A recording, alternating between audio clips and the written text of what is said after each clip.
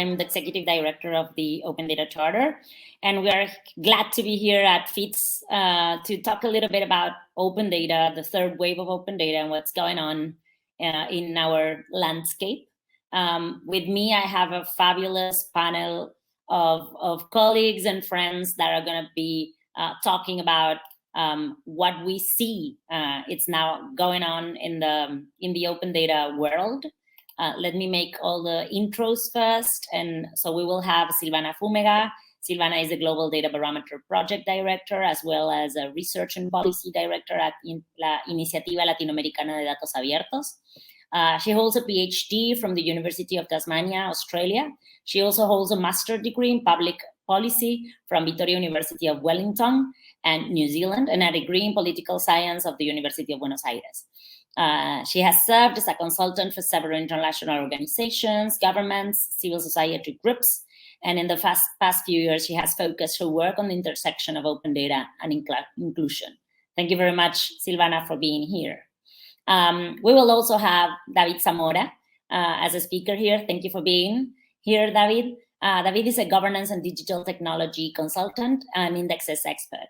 He is the Global Data Barometer's co-lead of research and capacity building. He holds a master's degree in information and telecommunication technology from the Korea Advanced Institute of Science and Technology. He also coordinates the Public Sector Transparency Index of Costa Rica and the Infrastructure Transparency of COST. He has worked as a consultant for several multilateral organizations on topics related to transparency, open data, open government, digital transformation, and social progress. Once again, thanks, David, for being here. And last but not least, we have Muchiri Nyaggah. He is the co-founder and executive director of the Local Development Research Institute, and an action-oriented think tank that supports efforts throughout the African Union member states to take practical, evidence-informed actions to end extreme poverty and hunger and reduce inequality. Muchiri has worked in technology and innovation consulting for over 24 years, 10 of which has been spent on focusing on development data, open government in Africa as drivers to improve development outcomes. Muchiri is also a senior fellow at the Results for Development Institute, where he provides support on data for decision-making projects, particularly working with the R4D's hearts and nutrition practices. So once again, thank you everybody for being here. And let's get right into the presentations. If everybody agrees, Silvana, maybe you can get started because you have kind of an overview of a global perspective, and then we'll get into more regional conversations.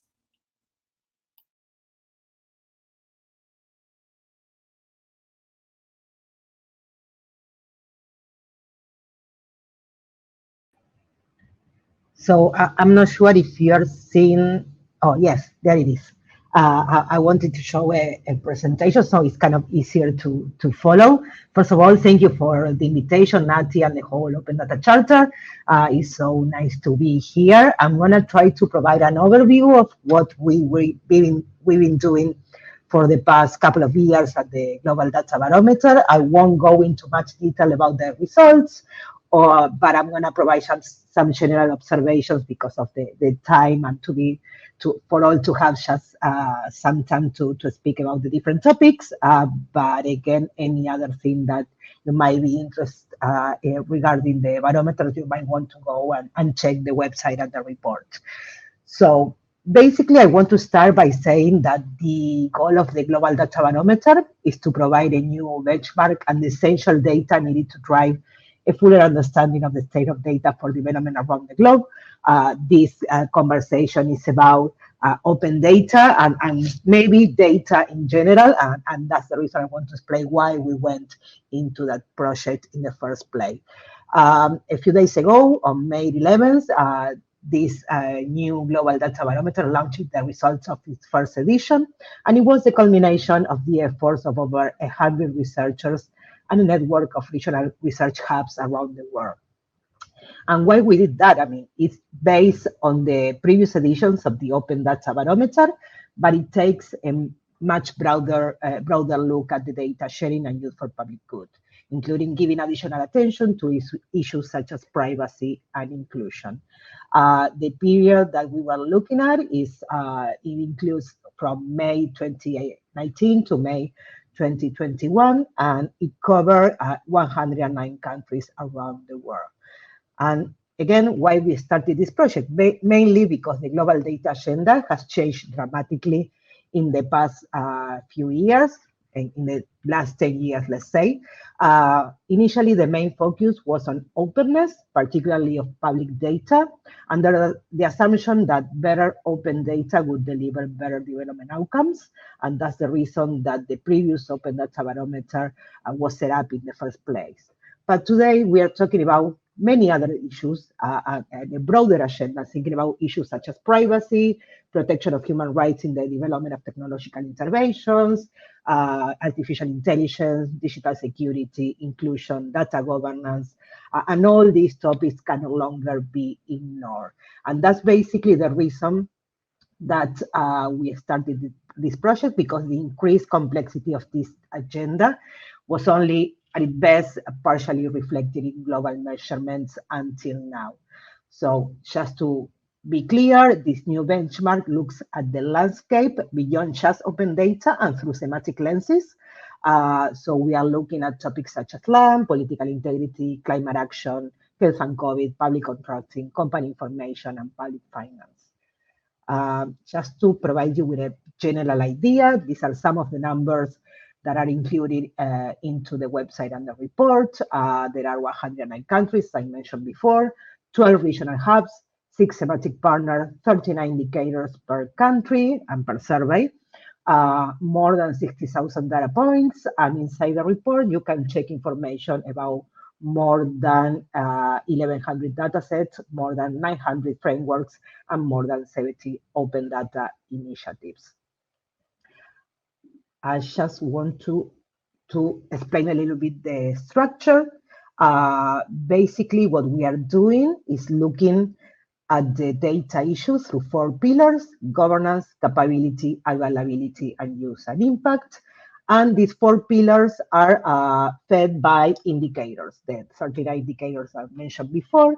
And they are included in 2 core modules, which assess data governance and capability throughout a country, and 7 thematic modules. 5 of them are revolve around money, accountability, and power, and they were developed in partnership with expert organizations. For example, political integrity developed in partnership with OGP and Transparency International, private procurement with open contracting, company information with open ownership, public finance with GIFT, and land in partnership with Land Portal. And there are also 2 other pressing issues that we wanted to cover, that are climate action and health and COVID. Just to give you just a general idea, this is kind of the structure that we were working with. I mean, you can see there the modules, the pillars, the indicators, and the questions. All the data collection and the review process was conducted during the second half of 2021. And the data collected allow us to show you how countries are performing against each module. However, I want to provide just a couple of explanations. Basically, the first one is that the GDP is more a rating than a ranking. In that sense, primary indicators scores are based on a 0 to 100 scale, where 100 is designed to measure a best practice defined against international agreed frameworks. And we think that while comparisons between countries can be used to look for relative strengths and weaknesses, the greater value in this model is in showing individual areas for improvement. Also, I mean, the other clarification is that the barometer scores are designed to be attainable. In that sense, I mean, we did a little bit of analysis, and if we take the maximum score given on each indicator and construct an imaginary country that combines the best performance found across all the countries assessed in this particular edition of the barometer, that imaginary country would score 95.92, proving that virtually all countries should be able to attain high scores with time and effort. And so the purpose of this barometer is to guide that effort. Again, I'm gonna just be providing just some general observations, just mainly because of the time that we have. But keep in mind that any things related to particular topics or particular regions and even countries you can find in the website. And also, I'm sure David and Muchiri are going to provide some insights into their particular regions. So just to provide some general observations coming from the data and the report that we publish. First of all, we think that developing and using data for the public good is possible. In that sense, I mean, as I just mentioned, virtually all the norms established by the Barometro and in theory attainable today. However, the scores, I mean, if you go into the details of each of the scores, you can see that there is still a long way to go. Also, I mean, we still keep thinking about open data. I mean, it's a key component of these measurements, even though we go beyond open data. And one thing that we could see is open data agendas are still alive, but no longer progressing in a linear way. So they are not increasing at the same rate that they were a few years ago. So in that sense, I mean, from, let's say, 2016 onwards, there are many national open data initiatives that have been launched, but while others have disappeared completely. But I mean, to say something positive, in those cases where the initiatives have been sustained, there are often better resources and better embedded than they were in the past. And also, in many cases, open data principles have been embedded in a number of sectorial initiatives. Another point that I'd like to make is that capacity gaps, in particular skills, training, and infrastructure, remains a significant barrier to delivering value from data. In that sense, while the digital divide may be narrowing in some places, gaps still exist across government, private sector, and civil society in their ability to create and use data for the public good. Another key takeaway is that well-drafted frameworks deliver better data. In that sense, what we found is that when rules are explicit about data collection, management, and sharing, data is much more likely to be available, useful, and sustainable in addressing any number of issues for the public good. And in the last part, I want to also stress the need for collaboration. In that sense, collaboration between traditional civil society, civic technologies, or between journalists and private sector application providers are driving new uses of data that, for example, could highlight corruption, promote public integrity, monitor environmental issues, or shape public policy debate. You can see many examples included in the report. And there you're going to see examples from different regions and different type of uses of data. One other thing is that there is also a clear evidence that partnerships and the work of international organizations in terms of advocacy of certain topics are showing good and positive results in terms of advancing the data agenda. So it's very clear that there are some topics that are doing much better because of the work of many international organizations and many coalitions focusing on particular topics. So, well, I was talking about the usage. Here you can see some examples, I mean, from different regions, from Chile to Uganda, but you can see many more in the report. So just for the sake of time, what I want to do is to invite everybody to explore the results, and also an open data tab where you can go and download the data and play with it as you want. I'm sure Muchiri is going to talk about the visualization challenge that they are running also as well with that data, and also check the report in different languages. And again, there's a feedback mechanism there in the website for us to learn about the things that we can improve now and in the future editions. So once again, thank you, Nati, and thank you, Data Charter, for this invitation to talk about a little bit more about the GDP. Thank you, Sil, for that presentation and then global overview of the Global Data Barometer. And I think it's a perfect segue. You named Muchiri in the last few sentences of your presentation. So we might as well give him the floor to talk a little bit more about how open data, the global data barometer, plays out in Africa. So Muchiri, the floor is yours. Thank you, Nati. Thank you, Silvana, for that overview. It's always very inspiring to hear you talk about the global data barometer and the work, and we're very excited about it. And with its launch, we've been exposing our communities to the data, and I can tell you, people are quite intrigued because there's a lot of things in it that are out of sight before. Yeah, so maybe I can. So first, apologies for the background because I'm on the road today. Schedules didn't play nice as I was supposed to. But I just want to talk about maybe how some of that evolution has happened and how the global data barometer will play an important role for all of us. As it probably was the same for many of us, even in other parts of the world, the open data community really took off around the issues around accountability and transparency. So open data was heavily around public expenditures, budget transparency, more than anything else. With time, we moved away from just published data and everyone would be accountable to asking deeper questions around the opening up of data. What data are we doing? Are we opening up? What is it for? And then we started seeing this trend where we're connecting data to the broader development agenda in ways that were not happening before. For instance, as we came towards the end of the MDGs, open data had really taken off in many countries. We had in Africa quite a number of open data initiatives. But the connection between the Open Data Initiative and the country's own development strategy, those connections were frequently very tenuous. And when we looked at the connection between the open data and the MDGs, even in many of those countries, it wasn't so clear. And our observation looking back was that a lot of the open data was tied to development partner priorities, because just about every single one of the open data initiatives in Africa, for instance, were sometimes 100% funded by development partners.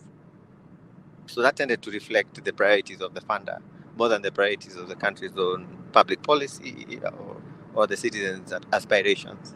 So the evolution now has come, I think, to this point where we are asking if we're going to go through all this trouble of the fights at the public policy space, for data to be open, the changes in legislation, then the setting up of institutions, the resourcing of those institutions through domestic resources, then this really has to work for us and for what we're trying to do. So, looking back over the last few years, especially 2015 coming to the present day, there's a lot more connection between open data and the sustainable development agenda.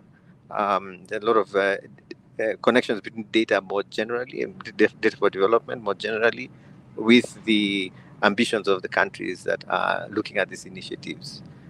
So in Nigeria, we're working with the government there around opening up agriculture data because of their intention to publish data and expose a little more of the data behind the continental agriculture strategy. Sierra Leone is looking at having a portal that speaks more to the SDGs and the data that they're collecting and the data they want to publish, and connecting that with their national strategies as well, and contributing to continental processes. And I think over the next few years we're going to see a bit more of that linkage between local initiatives and global normative frameworks. But just to probably finish my train of thought on this is just to say we have this opportunity now to actually tell in a really through a really rigorous process how we are doing on that. We're no longer just measuring data by how many data sets have been published, how often are they being published, but with something like the barometer, we're looking at a little bit more around data sets related to governance, looking at the frameworks that are in place. And now those of us who are working on institutional strengthening have a tool that we can actually use to go back and look at our countries and say, this is where we need to put more resources. The capability area around our data work needs to get better, or we need to do something around the governance areas of data for development.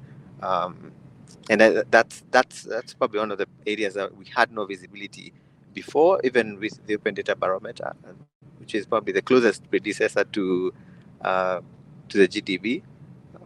And then, of course, looking at the thematic areas where the opportunities now are beginning to really show. I think I mentioned at the beginning that those areas around budget transparency, around public expenditures, were the early use cases for open data, and really the areas around which civil society mobilized. Now, looking at the global data barometer scores, especially for OGP countries in Africa, you can see that still remains an area of work. It's an area where we still need to do quite a bit, but there's still been progress. It's not what it used to be before, not by a mile, not by a long shot, but we have this gap that continues to persist. So the fact that we had this piece coming out and allowing us to overlay that with the open government partnership work, I think really showed us that we shouldn't sit on our laurels, just yet. We need to lean in, a little bit more in terms of making sure that we have the open data that helps us address our development agenda, but also the open data that allows us to address the issues that are related to anti-corruption, company information, public procurement, public finance management, land ownership, etc. So I'd probably leave it there, and happy to hear your thoughts on how this is playing out in the other parts of the global south. Thank you. Thank you very much, Muchiri, and thanks again for being here. We will now leave the floor to David, please, to understand a little bit more how open data and the global data barometer look like for Latin America. David, the floor is yours. Thank you, Nati. Thank you for the invitation. And thank you for allowing me to share a little more of the insights we're getting from the Latin American region. Okay, let me share.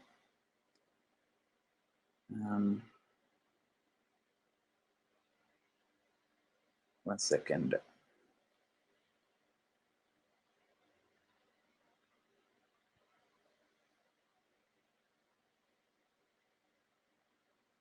Okay, there you should be seeing the presentation.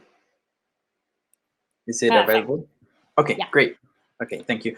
So as you said, I'll be quickly sharing some of the findings we're getting from the Global Data Barometer in the Latin American region. So the research in Latin America was the regional hub of the GDB was ILDA, and from ILDA we coordinated all the research in the different Latin American countries. In that consideration, we had 15 different countries participating in Latin America.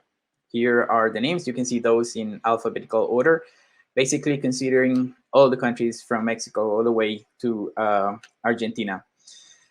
Okay.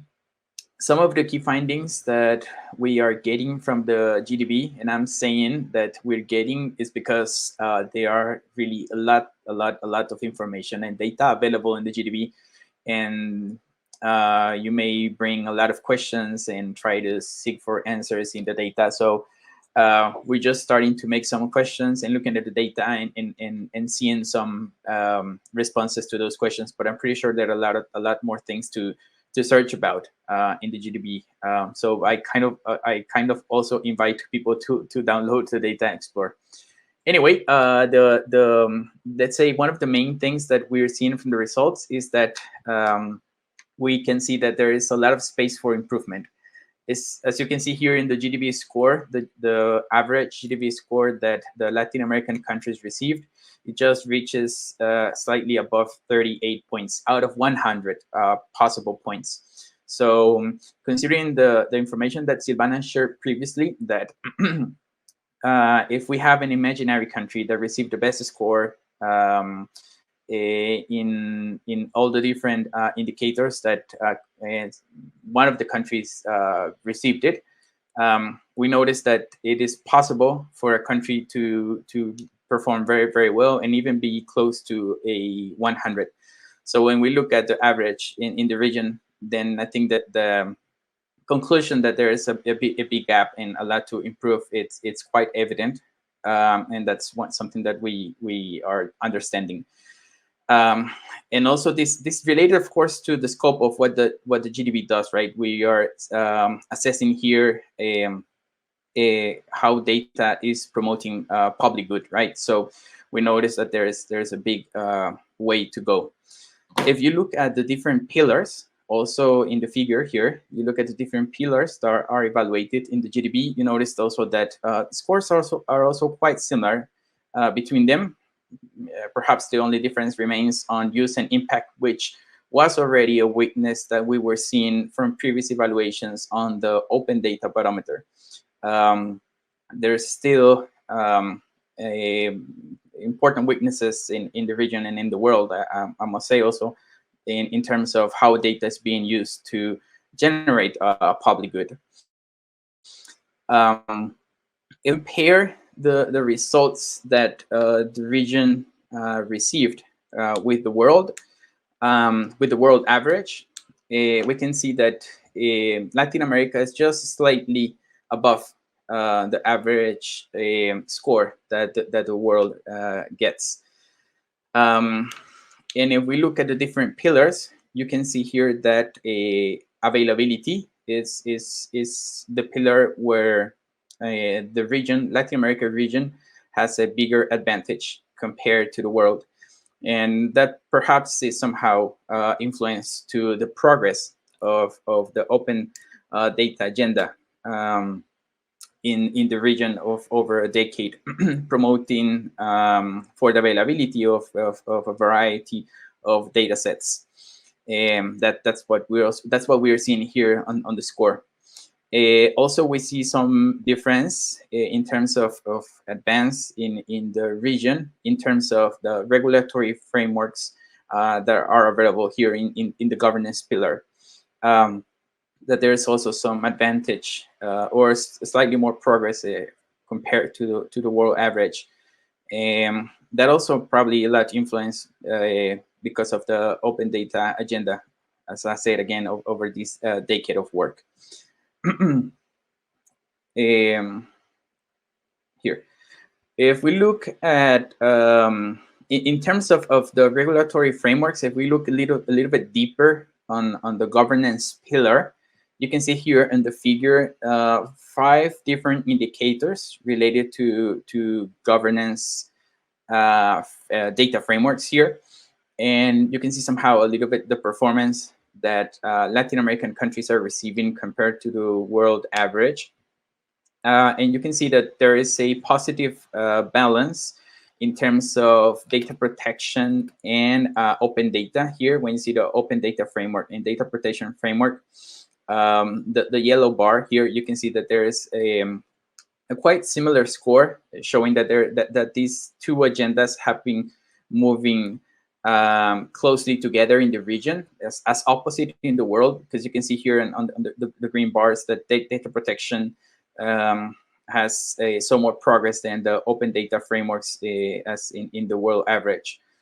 So let's say in positive terms in the region, we see that these two things are moving together, yet with a lot of space for improvement, as you can see from the score. And also in terms of weakness, we can see that data sharing, the frameworks for the governance frameworks for data sharing are kind of the weakness here, both in the world and in the region.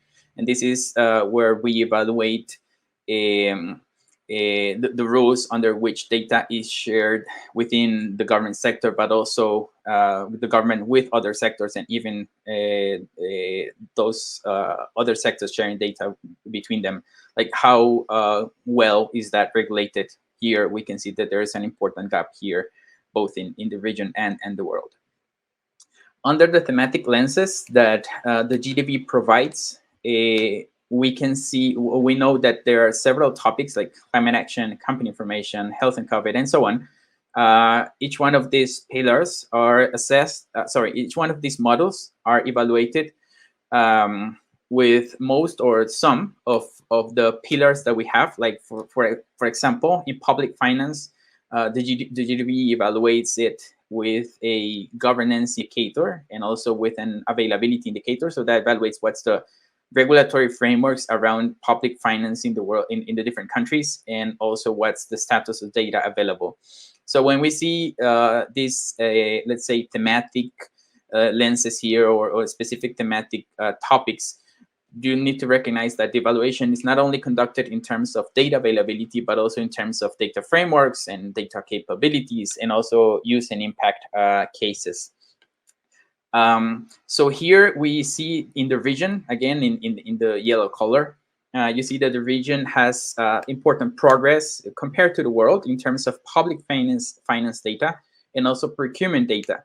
It's kind of evident here that the progress that the region has compared to the world, mainly because there's a lot of existing initiatives, again, in terms of governance, in terms of availability, in terms of building ecosystems, in terms of building also use cases and creating impact with this kind of data. So that's somehow kind of the reason why we see a lot of progress in these two topics. But there's also some important weaknesses, like company information data here, which Latin America region is even lower than the score that is received by the world average. Also, land information here is the region scores quite low, and political integrity data also, the region also scores quite low. And also that points at some areas of work. If we look specifically at the data availability, like the data sets themselves, not frameworks, not capability, just data availability in the region, you can see that some specific data sets are quite limited, like beneficial ownership in lobbying data. Here, when you see a 7, that's actually the average score on a scale of 100. So a 7 it's a 7 out of a 100. So you can almost see that this is a non-existing data technically in the region, and quite similar lobbying data from the political integrity model, and this is from company information model. On the opposite side, you see also similar to what we see on the models, on the integrated models, you see that budget and spending data and public procurement data received higher scores in terms of data availability in the GDP. I must say that in terms of availability, the GDP not only evaluates, let's say, the openness characteristics of the data, like if it's free, if it has a license, if it's machine readable, if it's available as a whole, and so on. The GDP also evaluates the content of the data in terms of its quality and also its coverage.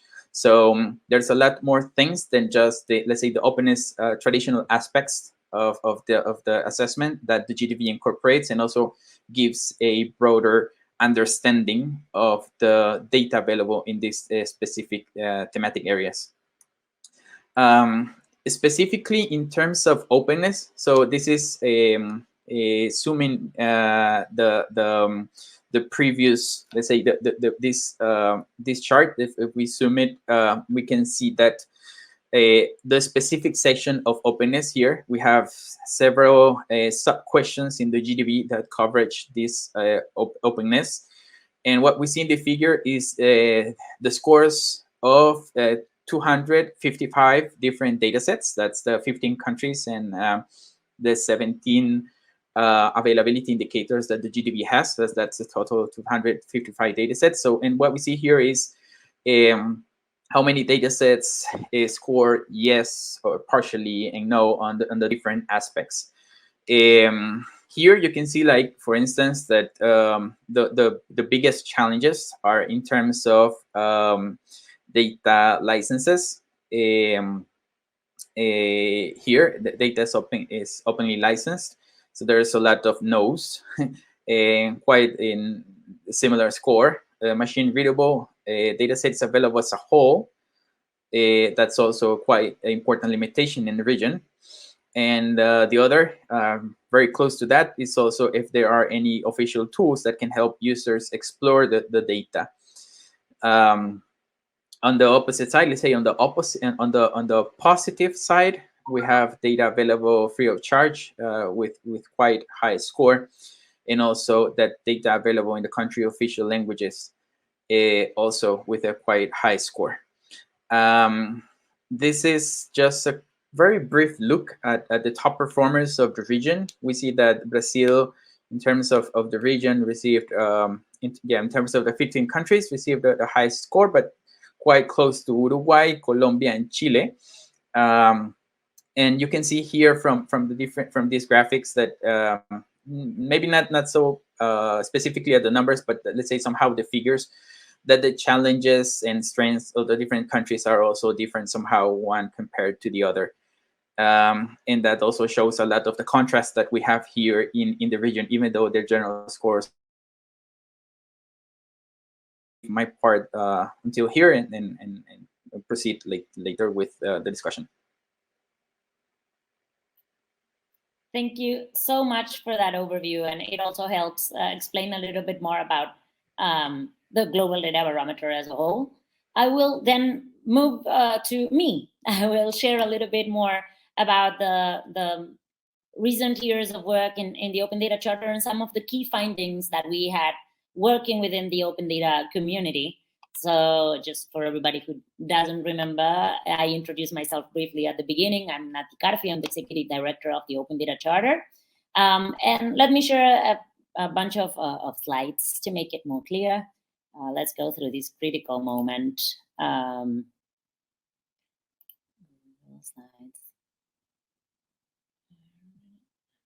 No, this is not it. Share screen. There we go. And then this is it. You should be seeing my screen, if I'm correct. Not yet. Is it going live now? No? There we go. It's working. It's working. Okay, so let me go to the beginning. Okay, so for those who don't know yet, the Open Data Charter was launched in 2015. We are a collaboration between governments and civil society organizations and experts working on open data based on a set of shared principles. These 6 principles that you see right now on the screen are the principles of the actual document, Open Data Charter. Once the charter was created, there was the decision made to create a small organization that could help promote and implement these principles all throughout the world. And that was where the ODC as an institution actually was born. So we've been working globally for over 6 years now. We're turning 7 in September. We're super proud and happy of that. I'm not going to comment on the principles. There's a lot of information in our webpage. They're pretty much super straightforward. And let me get to some key findings about kind of the new wave of open data, third wave of open data. So one of the things that we've been promoting, and is part of the core of what is known as the third wave of open data, is understanding the shift from publish and they will come to publish with a purpose. So drilling into this or doing a double click into this. When we first saw, and as most of the speakers today showcased, when we first saw open data policies starting, governments were putting up open data portals rather fast and publishing whatever they could, just for the sake of it. So it was open data as an end and not a mean towards something else. And as fast as we saw all those open data portals grow, we all saw all those open data portals also die, because there was no there was no participation in the decision of which data was going to be opened. There was not a fluid conversation with what is known as the demand side of data. So what citizens were looking for, what civil society organizations were looking for, what journalists were looking for was not part of the equation of the open data policy. A couple of years ago, Open Data Charter actually coined the phrase "publish with a purpose" as part of our strategy, in trying to actually change that view. So the idea is to try to understand first the public problem that open data is going to help solve, and then through that prioritization lens and through a participatory process, actually design the publication plan in order for the data that is being opened to be of value and usable by the citizens, journalists, civil society organizations, or whoever wants to use it. So data, open data, became understood as a means towards another end. So open data will help solve different things and not be understood as an end. So that actually shifted the way open data policies were designed and implemented, and helped promote, unlock the public value that is locked in data when it's not being open. So there's still a lot of work to do, but those bridges are being built in order to connect better the demand side from the supply side of data, and measurements and work like the Global Data Barometro actually help us understand where ODC can actually add value in these conversations, and where we can do advocacy, where we can help governments and civil society organizations actually work on thematic challenges around open data. Throughout the work of the last couple of years, we've had some realizations that I wanted to share here. And so key learnings of implementing Open Up Guides, which is a practical tool that we've designed that tackles high-value data sets that can be open through thematic policies. It's not just about data interoperability. It's not just about the data. Open data policies need to include the understanding that we need to talk about people's interoperability. This started kind of as an internal joke, the term people's interoperability, but it's actually something super important. Whenever we work with the government, what we find is that there's not many horizontal conversation between different ministries, or even between different offices inside of the same ministry. So there might be two agencies creating the same data or looking for the same data, and without even knowing. So this participatory process that I was talking about, this prioritization process and understanding the demand side, has to come with also the realization that we need to get people inside of government and people from government and citizens from outside of government to interoperate, to talk, to collaborate in order to create a more comprehensive open data policy. Following that also comes the second point, that it's the prioritization of the data that is going to be published should be decided by a participatory process. So bringing in potential data reusers into the design of the open data policy from the get-go, it's super important for it to be successful. Not only will the government be kind of supporting the demand side, but it will also definitely learn there's a lot of knowledge outside of government around open data that could actually help publish better data, more data with better quality. Then something that the GDB also shows, but and ODC actually works with that knowledge, is context matters, but there are challenges that are similar all throughout the world. So you think, so like, what do I have to learn from a country that is super different from the one that I'm working with? Well, I tell you, they're probably going through the same challenges that you are. So talking and collaborating with other partners, civil society organizations and governments from other sides of the world, even if you think that they're going through something totally different, I assure you they're not. There's a whole lot of challenges, that within the open data policies that are pretty much similar, and there's a lot to learn from what has already been done and been successful, and what has already been not so successful. So the do's and don'ts are already there. So it's very important. And the open data community is actually very open to collaboration. Just reach out. And then one of the other things that is super important is as we see the progress of open data policies moving towards more thematic conversations, it is important to make that connection with thematic communities. And with that, let me give you just a small example. We've been working on open data for climate action for a couple of years now.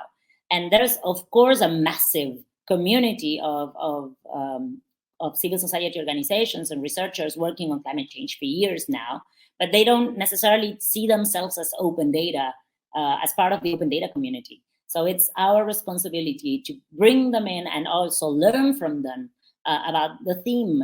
The data around climate action is super technical, and they have the knowledge to explain to us from the open data community what we're actually looking into when we are looking into the data sets that are being open. So it's very important to create those connections and expand the communities, bringing in thematic communities. And then, of course, the alignment with privacy. The open data community from a couple of years ago has come to the realization that we might have not done a good work in connecting with the privacy community. And so we've been working throughout the last couple of years in making that connection, understanding the vision, and also creating advocacy together in order to get the right balance between privacy, the management of personal data, and the access to information right. So understanding how to navigate that understanding and making those connections with the privacy community, it's super important in order not only to manage, to design, open data policies, governmental open data policies, but also to create data governance frameworks that also include privately owned data or created data in the private sector. So that's one of the main challenges that we're working with our community, because the alignment with privacy brings in a lot of conversations and new things to talk about and to learn about for the open data community. And last but not least, understanding that open data policies entail a cultural change. So it's not, once again, it's not just about the data. It's understanding that this is going to be a process, that it's going to take time, it's going to take a large learning component, and not to be frustrated, but it takes time. It's not just like pressing a button and opening up everything that you find. You can design data infrastructure with the idea that the data that runs through that infrastructure will be open eventually. So governments have a lot of legacy systems that weren't thought of as being part of an open data policy. So whenever there's a modernization process, whenever they are changing the way they manage data, bringing open data in that design from the get-go, even if it's not like next year that they're going to be publishing that data, is very important. And it will also help integrate initiatives throughout different agencies of government. And as I said, and I will not ever stop talking about this, data literacy should be a key part of an open data policy. We do not talk about data literacy as an integral part of open data policies. We're missing a big, big part of it. And I think those are all the learnings that I wanted to share here with our colleagues and people from FITS. And I want to thank the invitation also to have this conversation here, which is, I know, the first time that there's an open data portal in FITS. But we still have a couple of minutes, and I wanted to leave the floor for a final comment of all our speakers. As you know, and I've just said, this is the first time there's a kind of data panel at FITS. So which links, where would you tell people to go and find more information if they are interested in this topic that we've been talking about for the last 50 minutes? Who wants to go? Yeah, just very briefly, just for the sake of time, go and check the Open Data Charter, go and check the Global Data Barometer. If you are in Latin America, go and check ILDA or datosabiertos.org. And also, I mean, just some very brief final comments. I think, I mean, I agree with all the things that Nati were saying about the learnings for this community. I would add that, yes, data openness is key, but also interoperability of data sets. In particular, I mean, the ones that we were looking at is political integrity, so there has to be availability of data, but also those data sets need to talk to each other to have a clear understanding of the political integrity system in a particular country, and also collaboration, cooperation, and also better frameworks in terms of data sharing, data openness, and protection of personal data. And I'm going to leave there so you can say something as well. Oh, sorry. May I go, Nati? So what I wanted to briefly comment is just a couple of things that GDB also indicates. We haven't a specific indicator in the GDB that talks about on the capabilities pillar that talks about the promotion of data use by the government, like how the government does promote the data use. And that's an indicator that overall scores quite low. And that kind of also points to the other thing that I wanted to comment, that the GDB also points that the ODB, the Open Data Barometer, was also pointing is the weaknesses that we have in terms of impact results, in terms of use, results, and impact of open data. So we continuously saw that weaknesses in the Open Data Barometer implementations, and now that we have the Global Data Barometer that looks that has a lot more broader view, but still looks at use cases and implementations, we keep seeing the weakness, a lot of weakness there. And one thing besides the different aspects that you're mentioning about connecting with the communities to promote a better use of data, there's this other fact that what is it that the government does or doesn't to promote data use, and we're seeing from the results of the GDB that there's a weakness there. So we're having also results that points out that maybe it's not enough. So that also points for an area of work. Yeah. Thank you very much for those final comments. And without further ado, the final remarks go to you, Muchiri. Go ahead, please, and thanks again for being here. Thank you very much, Nati, and Fitz, for this opportunity. Silvana and David really put it well. Hardly anything to add except to say we need to keep an eye on the context within which we are working, and I think we still have a lot of opportunities to make sure that open data work is actually delivering for our development agendas, based on our own country context. So that's I'll leave it at that. Thank you very much.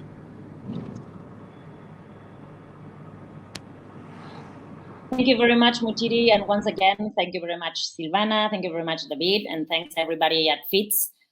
It's been a pleasure, and hope to see you soon, everybody. Thanks. Bye.